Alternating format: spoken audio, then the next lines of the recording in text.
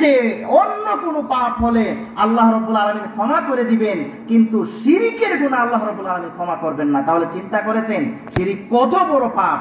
আল্লাহ রাব্বুল আলামিন সূরাতুজ জুমারের 65 নম্বর আয়াতে বলছেন, ওয়ালাউ আশরাকু লাহাবিতা আনহুম মা কানু ইয়ামালুন।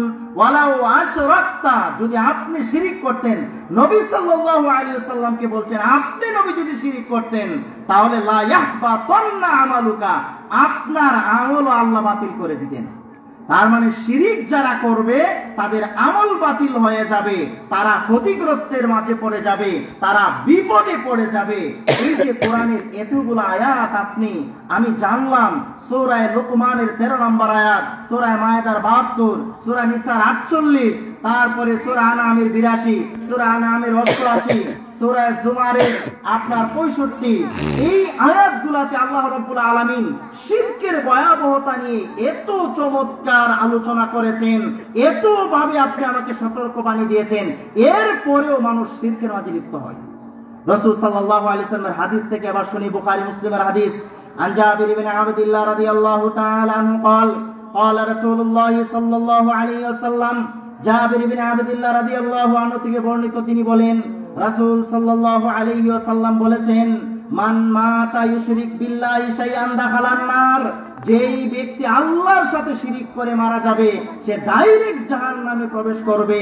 ওমান মাতা লা ইউশরিক বিল্লাহি শাইআন দাখালাল জান্নাহ, যদি কোনো ব্যক্তি মারা যায় আল্লাহর সাথে শিরিক করেনি সে জান্নাতে প্রবেশ করবে। সুবহানাল্লাহ।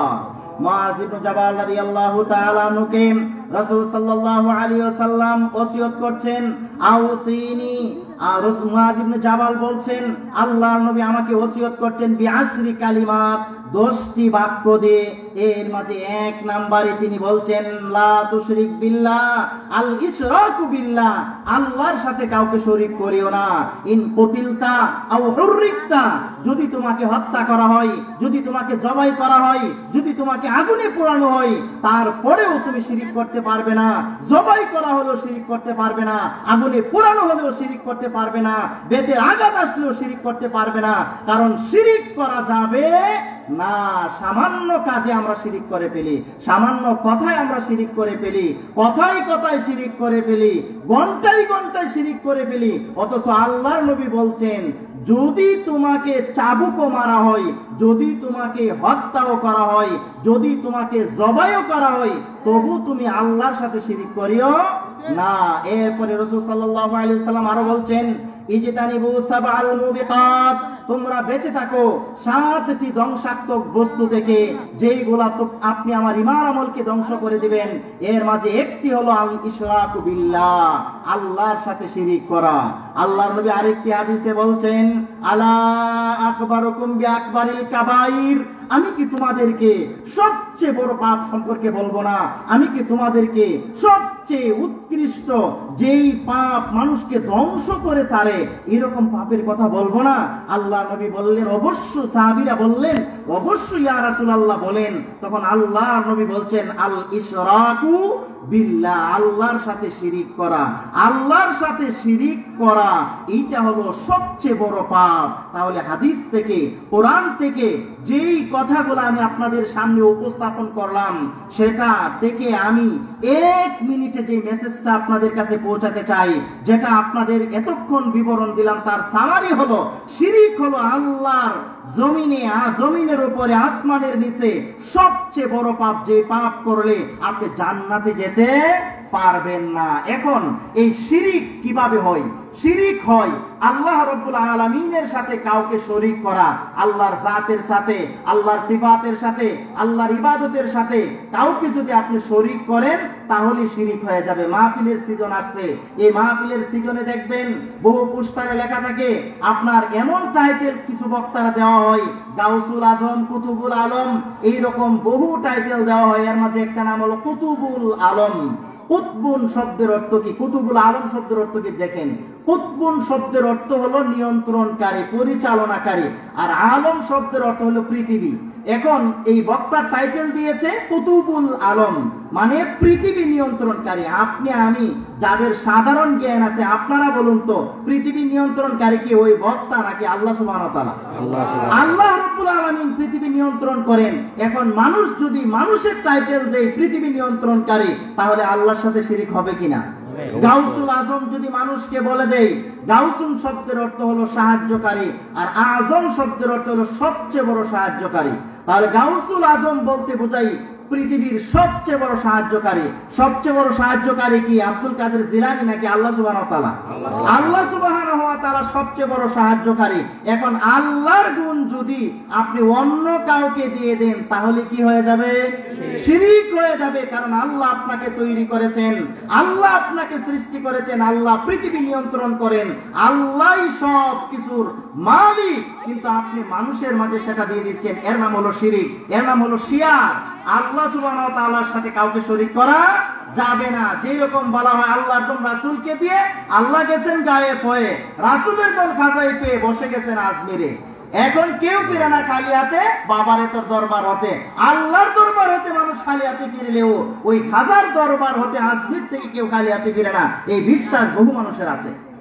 এই কথা বহু মানুষের সামনে বলা হয়, কিন্তু মানুষ বিশ্বাস করছে, কিন্তু একটু চিন্তা করে না আল্লাহর কোন রাসূলকে দিয়ে আল্লাহ যদি গায়েব হয়ে যায়, এই যে এইটা একটা কুফরি কথা। আল্লাহ গায়েব হয়ে গেছেন, আবার রাসূলের কোন খাজায় পেয়ে বসে গেছেন আজমির, রাসূলও চলে গেছেন। আল্লাহ এবং আল্লাহ রাসূল বাতিল, এখন সব কিছু পাওয়া যাবে খাজার কাছে। অথচ আল্লাহর কোরআনে কি বলেছেন? এই কথাটা সরাসরি আল্লাহর কোরআনের বিপরীত।